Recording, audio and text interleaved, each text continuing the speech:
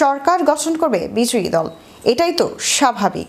কিন্তু একদিকে সরকারের মন্ত্রীরা শপথ নিচ্ছেন, আর ঠিক উল্টো দিকে বিরোধী দলও নিজেদের একটি পূর্ণাঙ্গ মন্ত্রিসভা গঠন করে বসে আছেন।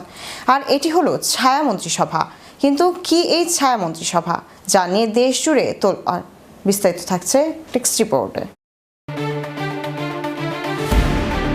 সরকার গঠন করবে বিজয়ী দল, এটাই তো স্বাভাবিক নিয়ম। কিন্তু একদিকে সরকারের মন্ত্রীরা শপথ নিচ্ছেন, আর ঠিক উল্টো দিকে বিরোধী দলও নিজেদের একটি পূর্ণাঙ্গ মন্ত্রিসভা গঠন করে বসে আছেন। সম্প্রতি বাংলাদেশে 11 দলীয় জোটের পক্ষ থেকে এমন একটি ধারণার কথা আসার পর দেশ জুড়ে শুরু হয়েছে তুমুল আলোচনা।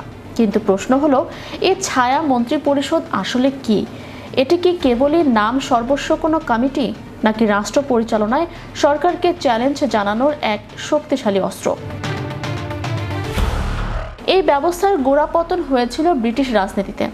1836 সালে স্যার রবার্ট ফিল যখন তার প্রাক্তন সতীর্থদের নিয়ে সরকারের বিরোধিতা শুরু করেন, তখন থেকেই এর আনুষ্ঠানিক যাত্রা। 1880-এর দশকে সবটি সংবাদপত্রে জায়গা করে নেয় এবং 1951 সালে লেবার নেতা গেটেস্কেল একে আধুনিক রূপ দেন।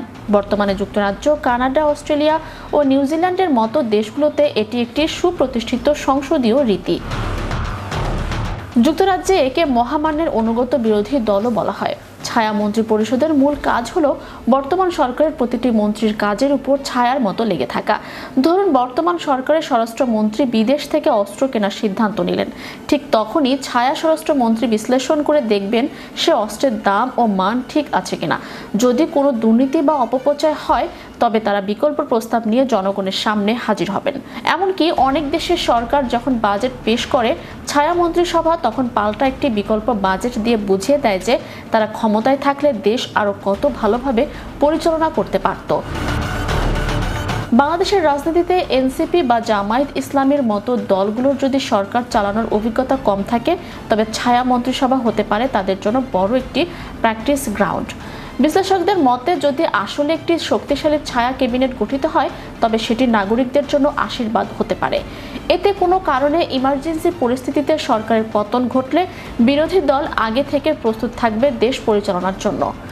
আবার অনেকের মতে, বাংলাদেশের রাজনৈতিক প্রেক্ষাপট এটি অপ্রয়োজনীয় একটি বিষয়, যার সঠিক বাস্তবায়ন শতভাগ সম্ভব নয়। Channel Europe, news desk.